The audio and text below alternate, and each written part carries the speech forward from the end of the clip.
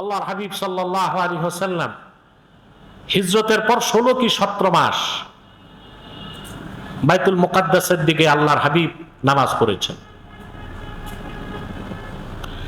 আর যখন তিনি হিজরতের আগে মক্কায় নামাজ পড়তেন তো এমন ভাবে দাঁড়াতেন কাবা সামনে থাকতো, বাইতুল মুকাদ্দাসও থাকতো।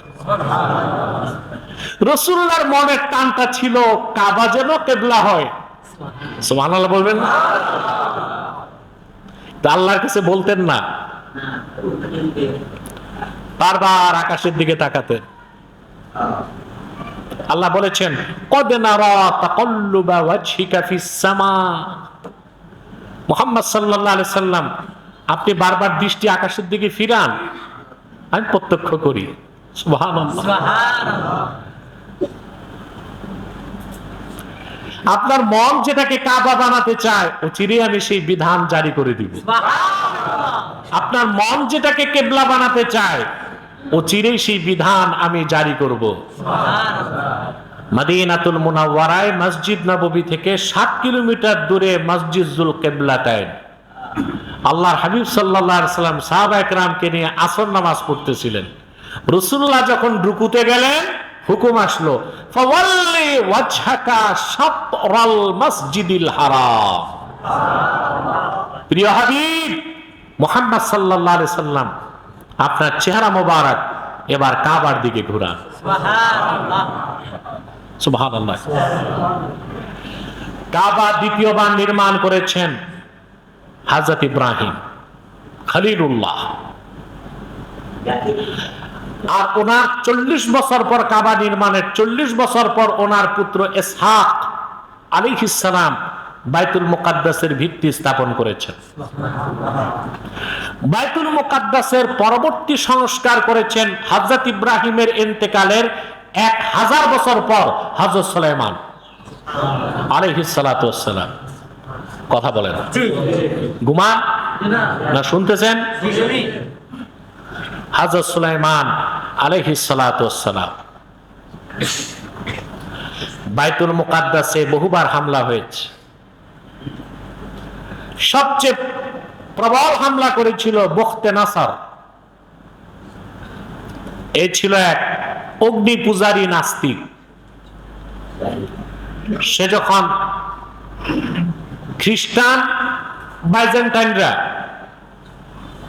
রোমান এম্পায়ার শুনছেন না ইতিহাসে, ওরা সাহায্য করছে বখতে নসরকে। বখতে নসর বাইতুল মুকাদ্দাসে হামলা করছে, বাইতুল মুকাদ্দাস আগুন জ্বালায় দিয়েছে। মুসা নবীর উপর অবতীর্ণ তাওরাত কিতাবের সবগুলো কপি জ্বালায় দিয়েছে। আল্লাহর পয়গম্বর হযরত দানিয়েল বাইতুল মুকাদ্দাসে ছিলেন, তিনি কোন রকম আত্মরক্ষা করেছেন। ওই একদিনে বখতে নাসার 7 লক্ষ ইহুদিকে হত্যা করেছে। কিন্তু কাবা শরীফের ইজ্জতের খেলাফ পৃথিবীতে কোন শাসক মাথা তুলে চোখ তুলে তাকাবার সাহস করে না। সুবহানাল্লাহ।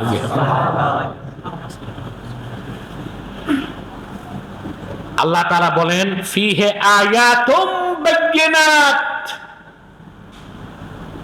এই কাবা ও তার চারপাশে রয়েছে আল্লাহর অসংখ্য নিদর্শন সমূহ।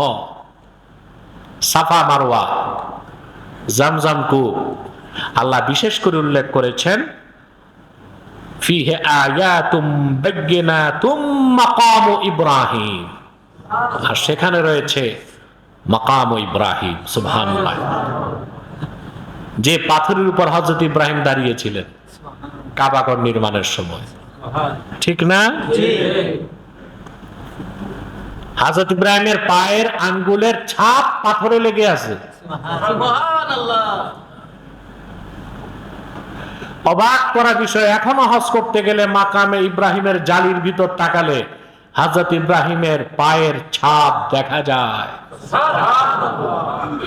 তবে আল্লাহর হাবিব বলেছেন মাকাম ইব্রাহিমের আশেপাশে হারামের সব জায়গাটা মাকাম ইব্রাহিমের হুকুমে। তোয়াফের পর 2 রাকাত নামাজ যদি মাকাম ইব্রাহিমের পিছনে কেউ পড়তে না পারে, হারামের যে কোনো জায়গায় পড়লে তার এটা সুন্নাতুত তাওয়াফ, নামাজ আদায় হয়ে যাবে। সুবহানাল্লাহ। আল্লাহ বলেন ওয়ামান দাখালাহু কানা আমিনা। সুবহানাল্লাহ। ওয়ামান দাখালাহু কানা আমিনা, যে ব্যক্তি হারামে কাবায় প্রবেশ করবে সে দুনিয়া ও আখিরাতের নিরাপত্তা লাভ করবে। দুনিয়া আখিরাতের। অনেক নাস্তিক কথা বুঝে না, বিভিন্ন প্রশ্ন করে। আল্লাহর কোরআনের আয়াতের অর্থ এই না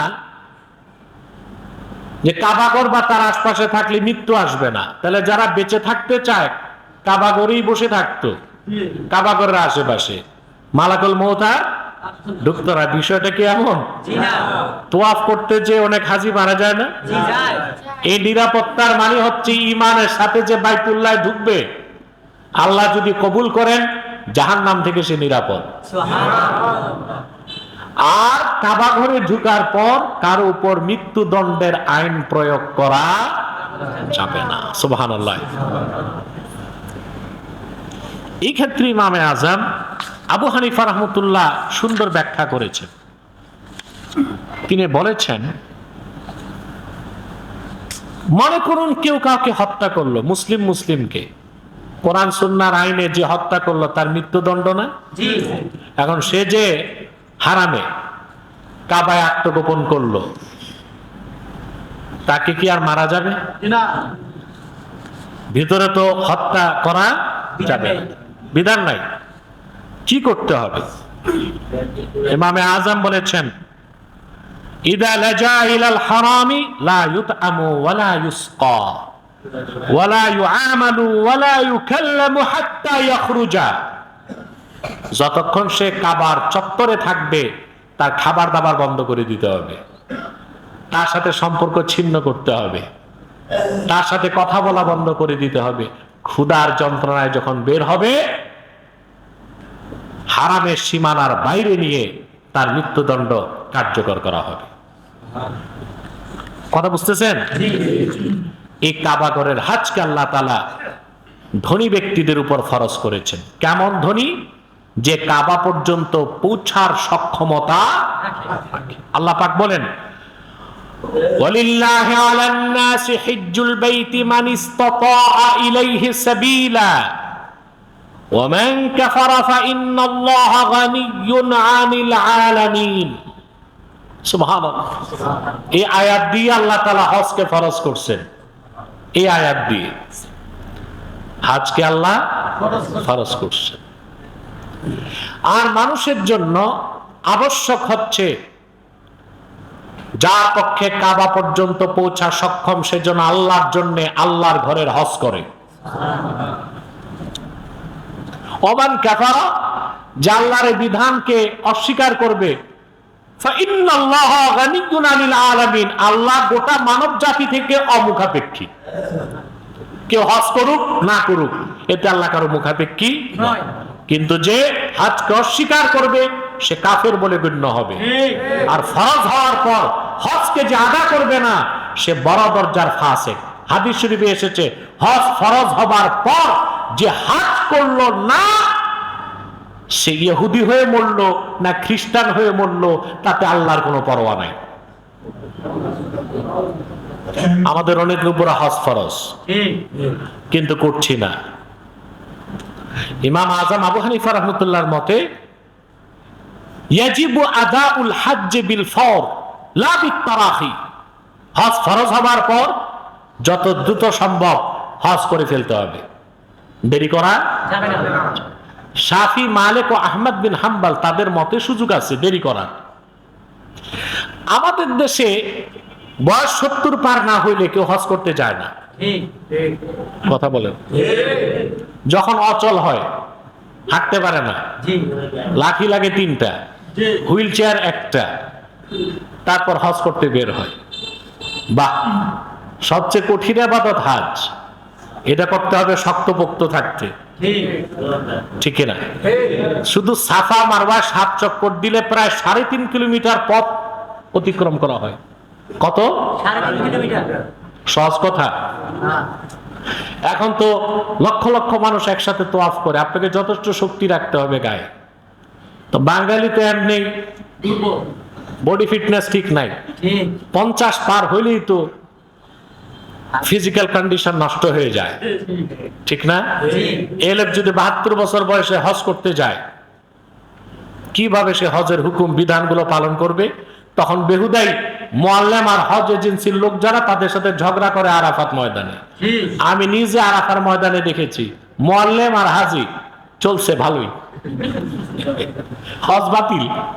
হজ আরাফার ময়দান, হজের সবচেয়ে বড় ফরজ হচ্ছে আরাফার ময়দানে থাকা। ওখানে যে যদি কিনিয়া লাগছে তা শুনলে অবাক হবেন, খাবার পায়নি। আরে বাঙালি সব জায়গায় শুধু খাবারই চিন্তা করে। রোজা রেখে অভ্যাস, এক বেলা দুই বেলা না খেলে সমস্যা কি? কথা বলেন। এডিয়া লাগছে, তারপর মারামারি, হজ হবে?